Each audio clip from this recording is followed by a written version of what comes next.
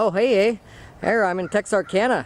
I finally learned an instrument, but you wouldn't be surprised how hard it is to get people to, actually listen to you. Please, please let me go. Don't do this.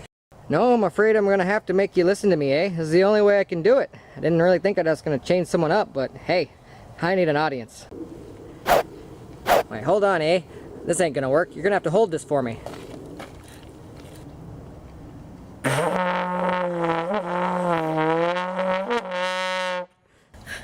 Oh, it's terrible. I can't take it anymore. Get me out of here. Oh my God.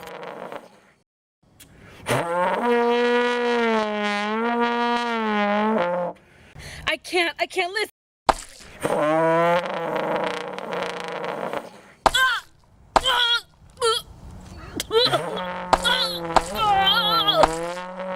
Why can't I die fast enough?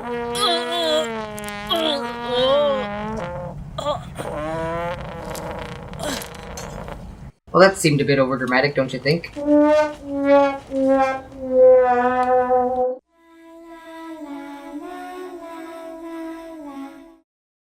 Hi, I'm Danny Nightmare, and I'm a horror addict, and tonight we'll be reviewing 1976's The Town That Dreaded Sundown.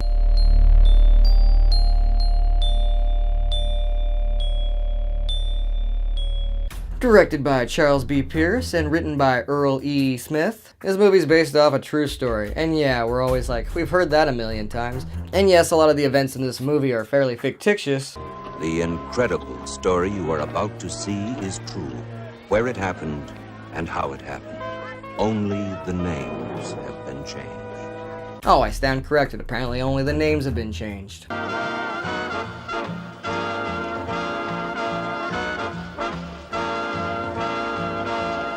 Oh, so I suppose that happened. All those Japanese girls scrubbing your back. I must say they do know how to please a man. Well, if you haven't been pleased with me for the past 6 weeks, you can just take me home. And that happened. We ain't gonna make this. Hold on, Captain. Oh, and definitely that happened. You know, you gotta take this movie with a bit of a grain of salt. However, the legend is fairly true. There was a phantom killer who sadly took the lives of 5 different people and injured several others. And yes, he was never caught. There actually is some depth to the legend that this movie's based on. With that being said, there was actually kind of a touchy subject, so there was actually a couple of lawsuits that Charles B. Pierce had to face when this movie was made. The town of Texarkana was not too happy about how the posters all said that the killer still lurks the streets there. There were still a bunch of survivors to the victims living there, and that couldn't have been pleasant. Plus the infamous trombone scene, where the killer uses the trombone to kill a high school student. Yes, sadly in real life there was a high school band student who was murdered by the phantom killer. However, she played the saxophone and it was not used to kill her in any way. But the ridiculous kill, which was a bit sensitive, isn't what the lawsuit was about. Brother of the victim sued because the girl in the movie, who was played by Cindy Butler, who was married to the director, appeared to have loose morals, and he didn't like the reputation that it implied on his sister.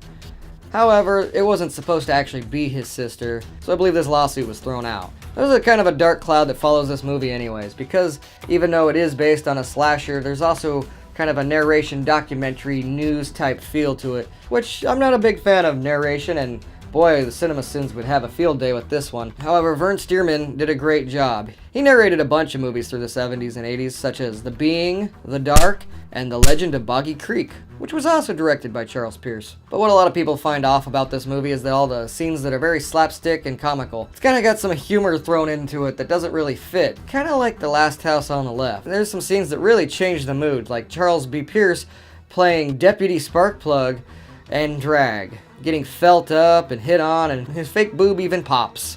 God! Not to mention all the weird Dukes of Hazzard car chase scenes. Yep, them boys better stop flapping them wings. Don't forget to bring a towel. And even I can find those scenes a little frustrating. But hey, if Texarkana can forgive this movie, so can the rest of us. That's right, in 2003 they've been showing this movie and Movies at the Park on a giant screen out in a park. Which is kind of weird because that's where 2 of the victims' bodies were found. But every year the town gathers around to enjoy this film. This movie stars Bud Davis as the Phantom Killer, and I think he did a pretty good job. He comes off like a real psychopath, especially with that heavy breathing and the sack face. I always joked about how in Friday the 13th Part 2, after he killed Alice in her apartment with an ice pick, that he stopped in Texarkana along the way home back to Crystal Lake. And this is the movie of what happened along the way. The movie's also got Andrew Pines from Grizzly and Mary Ann from Gilligan's Island. Oh yeah, she also starred in that one movie, Silent But Deadly. You're better than that, Mary Ann. You're better than that. Much like real life, the Phantom has started to take victims, and of course they're gonna have to bring in... We're getting the most famous criminal investigator in the country assigned to this case. You don't mean that fellow they call the Lone Wolf of the Texas Rangers? the most famous Texas Ranger. That's right. The big man himself. You mean Chuck? Living legend, most famous ranger in the history of Texas. J.D. Morales. No, but you know, it is Oscar winner Ben Johnson, so that's cool. Captain Morales? Yes, sir. And he's gonna do everything he can to catch the Phantom. And as I said earlier in the legend, the Phantom was never actually caught, so I'm gonna give you a little hint right now, which I said spoilers earlier. They don't catch the killer, not even with Ben Johnson on the case. Despite some of the humor and a constant narration, I actually really like this movie. And anybody who wants a real impressive horror collection should definitely own this film. And if you're more just a casual viewer of horror and slasher, then I guess you should definitely still see it. But screw that, this is Horror Addicts. Noobs not apply. All the way up until 2010, Charles Pierce really wanted to make a sequel to this movie. Unfortunately, he passed away. But the dream did come true, because in 2014, they did make kind of a sequel/reboot. It really acknowledges this movie, but only as a movie. They show it in the park on the big screen. However, the focus of that movie is to figure out who the killer really was. So let me know in the comments what you think about The Town That Dreaded Sundown. Is it an epic classic, or is it just too hokey to where you couldn't take it seriously? Cut!